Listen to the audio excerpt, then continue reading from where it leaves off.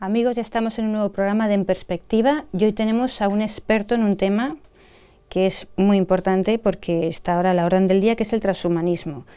Vamos a entrevistar a don Rafael Monterde Ferrando, que él es filósofo. Así es. Estudió en la Universidad de Valencia, hizo un máster en Derechos Humanos, pero luego se doctoró en Filosofía Transhumanista en la Universidad Católica de Valencia y ahora es profesor en la Universidad de Ávila, ¿verdad? Universidad Católica de Ávila, sí. Exactamente. Bueno, pues, ¿qué tal, don Rafael? ¿Cómo estás? Pues la verdad es que encantado de estar aquí, muy agradecido por el interés y también por la confianza. Muy bien, pues le tenemos porque ha escrito un libro, bueno, su tesis doctoral se titula El ocaso de la humanidad. Suena tremendo, pero por algo será, ¿no? La singularidad tecnológica como fin de la historia.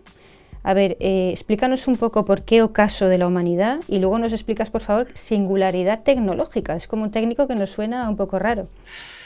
¿Por qué el ocaso de la humanidad? Bueno, en primer lugar, porque la tendencia filosófica que se ha desarrollado sobre todo en el siglo XX a la hora de entender al ser humano es más bien pesimista. Se tiene una concepción del ser humano como si fuera un ser enfermo que necesita un arreglo, que necesita ser salvado de alguna manera porque nuestra naturaleza parece que es, naturaleza humana, como algo inacabado, ¿no? Algo erróneo. Somos un ser inadaptado, ¿no? Como decía Nietzsche. De hecho, la noción de ocaso la tomé del pensamiento de Friedrich Nietzsche, porque en el Zaratustra dice, lo que tiene de grande el hombre es que es un puente y un ocaso. Es decir, es un puente encaminado al superhombre, de tal manera que hay que entender al ser humano como un ser provisional, un ser que está en camino hacia algo superior a él. Y hay que entender que hay que abandonar la condición humana para superar esta situación de enfermedad, ¿no? Entonces, la idea del ocaso de la humanidad es una idea que comparten los pensadores transhumanistas, porque también en su discurso proclaman una especie de gran anuncio o de evangelio, ¿no? En el sentido más estricto del término, porque dicen que ha llegado el momento oportuno para superar la condición humana, para abandonarla, y que ahora tenemos los medios adecuados para lograr ese fin, ¿no?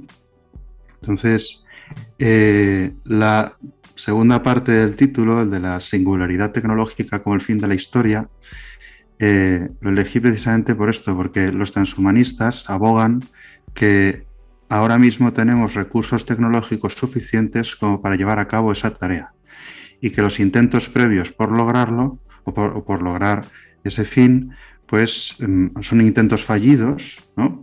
Que, como por ejemplo el desarrollo de la eugenesia en el siglo XIX y el siglo XX, ¿no? Y que por fin esa idea eugenésica de poder recrearnos a nosotros mismos, de ser de alguna manera demiurgos de la naturaleza humana, es posible porque el desarrollo tecnológico lo permite. ¿Qué es la singularidad tecnológica? Pues la singularidad tecnológica es una hipótesis, una teoría que afirma que ahora mismo estamos a las puertas de desarrollar una inteligencia artificial igual o superior a la humana, que supere la inteligencia humana y pues nos dé una nueva forma de existencia, ¿no? Las posturas más radicales en el transhumanismo, como la postura singularista, que defienden algunos pensadores de la Universidad de Oxford, que investigan en el Instituto para el Futuro de la Humanidad, o el director de ingeniería de Google, que es Raymond Kurzweil, ¿no? Que me centro en mi tesis en su pensamiento, entienden que la superación de la condición humana tiene como presupuesto el abandono de la condición biológica del ser humano. Es decir, hay que llegar a crear una existencia post-biológica. ¿Qué es eso? Aún no lo sabemos, ¿no? Porque nadie sabe lo que es una existencia post-biológica, salvo que aceptemos que hay formas de vida que están más allá de la biología.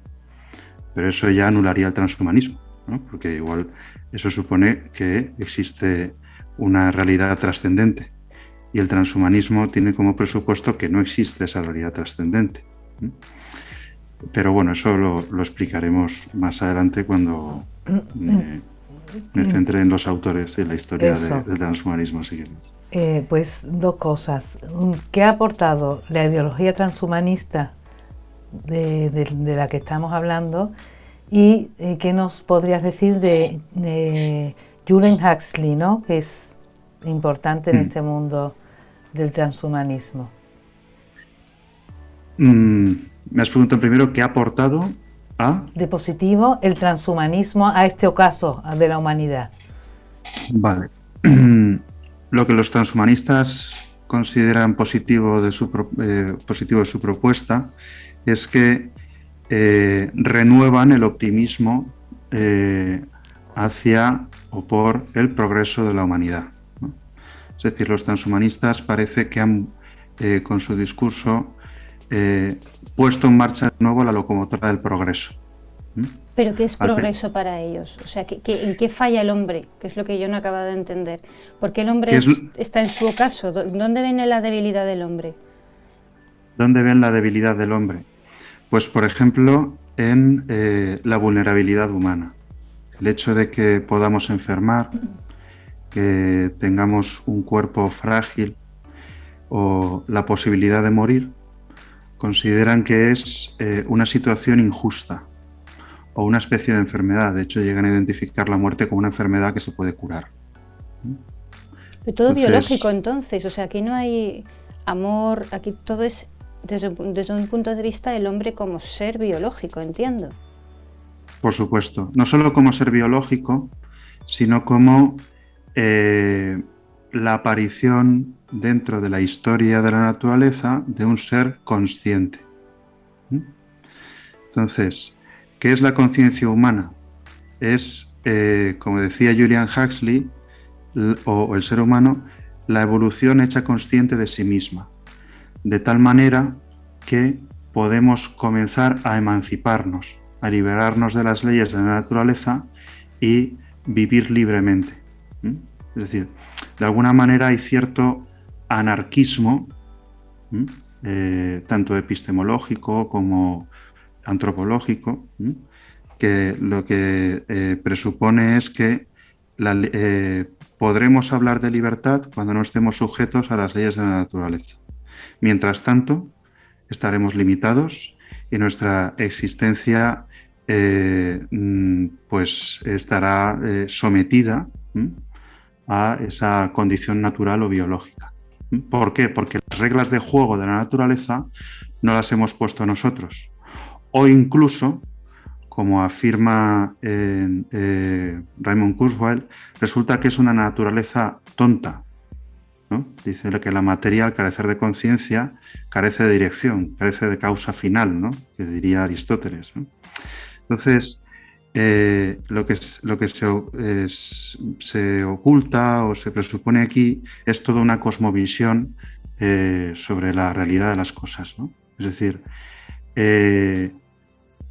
por el azar ha aparecido una conciencia que es la nuestra, una conciencia fragmentada, ¿no? Que no es total porque no puede tomar totalmente el control de la realidad, y lo que hay que hacer es acelerar ese crecimiento de la conciencia humana por encima de la naturaleza. ¿Para qué? Para fusionarla con la naturaleza, con el universo, y dotarlo de conciencia de sí mismo. De tal manera que el universo pasará de ser simplemente una sustancia, una cosa total inconsciente, a una sustancia consciente, una especie de sujeto cósmico. Y aquí es donde el transhumanismo se vuelve en cierto modo una especie de teología o de teosofía de carácter gnóstico, que no explicita esa teosofía, pero que la presupone. Por eso, para estudiar el transhumanismo, yo creo que hay en profundidad y no quedarse únicamente con la aplicación de las tecnologías sobre la naturaleza humana, lo que, por ejemplo, Alfredo Marcos, catedrático de Filosofía de la Ciencia de la Universidad de Valladolid, denomina las antropotecnias, ¿no?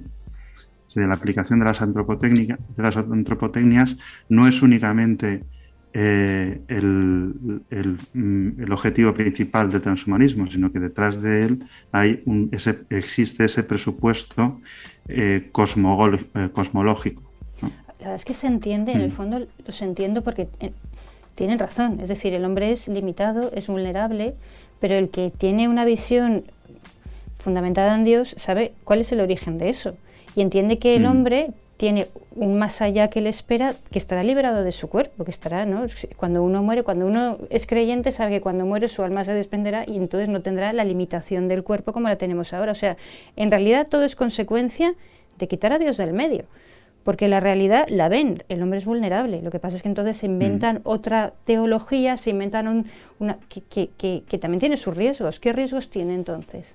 El primer...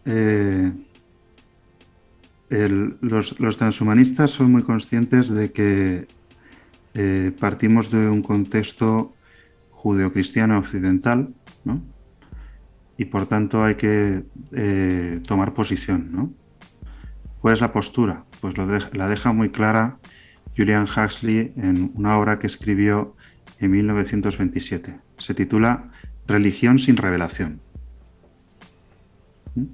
Un momento, se nos ha quedado eso. Julian Huxley que explicara qué es para el transhumanismo, que no hemos quedado con eso sin contestar ni la otra. Sí. Por eso, aprovechando que el Pisuerga pasa por Valladolid, voy a explicar tanto a Julian Huxley como esto, ¿no? Bien, Julian Huxley dice que él no conoce ningún Dios personal, ¿no? Y que no acepta de ninguna manera la existencia de un Dios trascendente. Tiene un punto de partida eminentemente panteísta en el que afirma que Dios es el universo. Punto número 1, ¿no? Punto número 2. Afirma también que la aportación del cristianismo a su teología evolutiva, ¿no? A su humanismo evolutivo, ¿no? Que él llama, porque él quiere mezclar los ideales del humanismo con la teoría de la evolución, es decir, el transhumanismo es un evolucionismo, ¿no? Él lo que afirma es que la gran aportación de la teología cristiana la encontramos en el Concilio de Nicea. Entonces, ¿por qué? Porque él dice que la fórmula de la consustancialidad de las tres personas de la Trinidad, el homoousios, es la fórmula adecuada para entender este proceso transhumanista, este proceso cósmico, ¿no? Que es el proceso de la autoformación de Dios a lo largo de la historia, y que los transhumanistas son los encargados de llevarla a término, porque son los que se hacen conscientes de que estamos metidos en ese proceso cósmico que es la autoformación de Dios. ¿Qué es lo que dicen los transhumanistas? Que Dios, bueno, no, lo que dice Julian Huxley, no los transhumanistas, porque no siguen explícitamente a Huxley en estas afirmaciones, pero sí que aceptan lo del proceso cósmico, sobre todo los que aceptan la llegada de la singularidad. Entonces Huxley dice que Dios Padre es la sustancia cósmica, el universo entero, y Dios Hijo son aquellas personas que son conscientes de que Dios Padre carece de conciencia, que carece de logos, que carece de verbo, ¿no? Por lo tanto, esos seres conscientes son los fragmentos del verbo que están comenzando a reunirse para lograr la consolidación del verbo y la aparición del Espíritu Santo, que es aquella cultura que consigue dotar de conciencia al universo. Estamos metidos en todo ese proceso. Estas afirmaciones las toma Huxley, sobre todo de la teosofía de Jacob Boehme, que conocía sobre todo a través de su hermano Aldous Huxley, experto en cuestiones de mística, ¿no? Ya sea historia de la mística, ya fuera oriental u occidental, y entiende que es pues ¿cómo decirlo?, un buen modelo teórico para explicar este proceso. Esta es la cuestión. Claro, el problema es que no basta con que unas pocas personas sean conscientes de este proceso, sino que hay que normalizar una forma de cultura que entienda que el ser humano es un estado provisional del proceso cósmico, del proceso de Dios. Y para ello hay que lograr una cultura homogénea, universal, global, para que todos aceptemos el bien que ellos proponen. Eso es lo que pretendió Julian Huxley cuando fue elegido como director general de la UNESCO en 1946. ¿Por qué? Porque él quería ofrecer su filosofía del humanismo evolutivo para superar todas aquellas ideologías que habían intentado crear una nueva síntesis universal, o aquellas ideologías universalistas como el cristianismo, como el hegelianismo, como el cristianismo no como ideología, sino como forma de cultura, entiéndeme, y también como teología, y también el marxismo.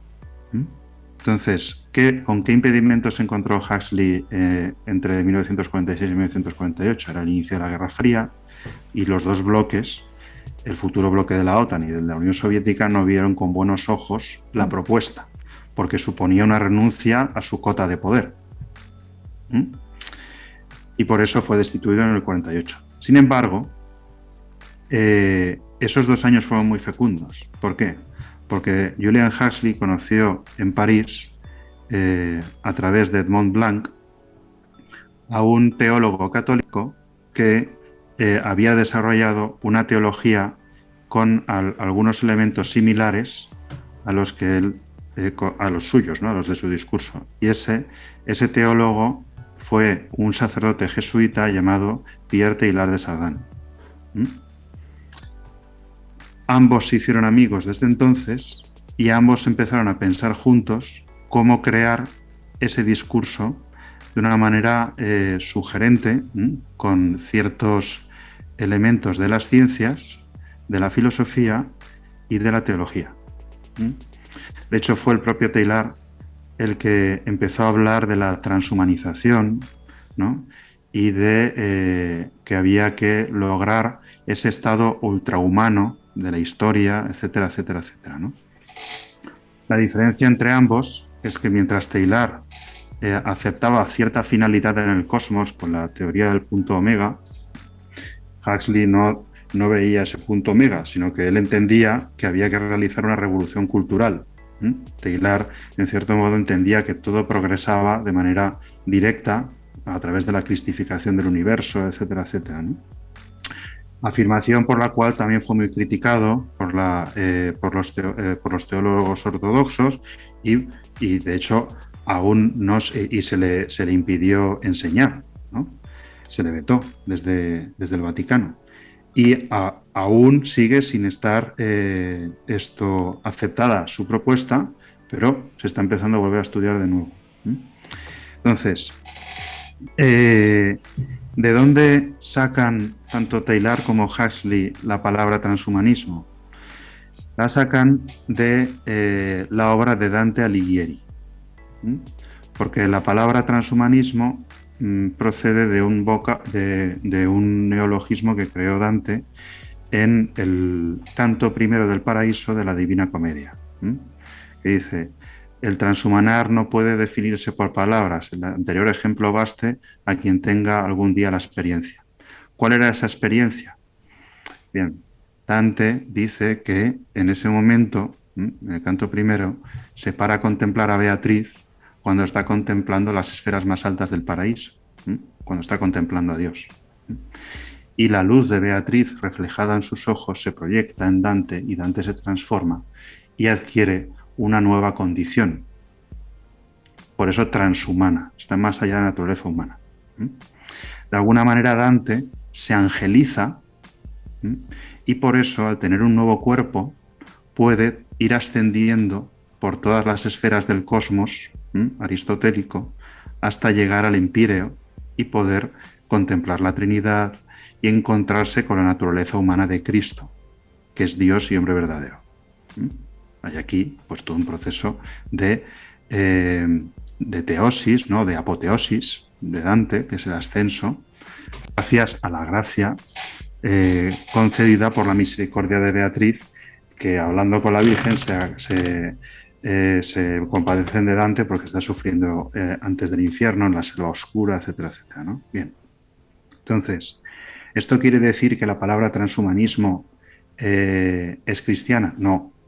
¿No? De hecho, lo que propone Huxley es una inversión de la teología cristiana, porque no existe tal Dios trascendente y tampoco existe la gracia divina y tampoco existe la redención. Sin embargo, él cree que es posible la redención de la naturaleza humana aplicando la cultura y la tecnología sobre la misma para lograr una nueva forma de existencia. Ese proceso de transformación, de salvación de la naturaleza humana es el transhumanismo.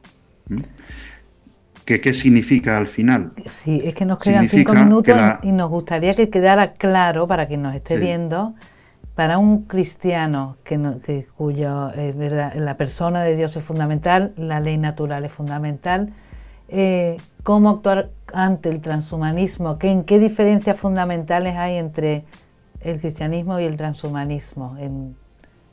Diferencia fundamental. Lo primero, el cristianismo afirma, sobre todo el judeocristianismo, lo que nos dice la revelación es que Dios no crea de forma errónea. El acto creador de Dios es perfecto. Porque en el principio vio Dios que todo era bueno. No solamente eso, el Espíritu de Dios estaba sobre las aguas. Eso significa que desde el principio de la creación, la vida de Dios fue donada a la creación. Y que lo que hizo el pecado original fue privarnos de la vida divina, que nos fue devuelta gracias a la acción salvífica de Cristo, que encima viene a afirmar que la naturaleza humana o que el ser humano ha sido creado a imagen de Dios. Entonces, ¿qué es lo que ocurre? Que el cristianismo es una afirmación del hombre, porque se está afirmando la verdad de la imagen divina, gracias a Cristo, ¿no? El transhumanismo, en cambio, entiende que la naturaleza humana es errónea. ¿Pero por qué? Porque Dios es un ser erróneo.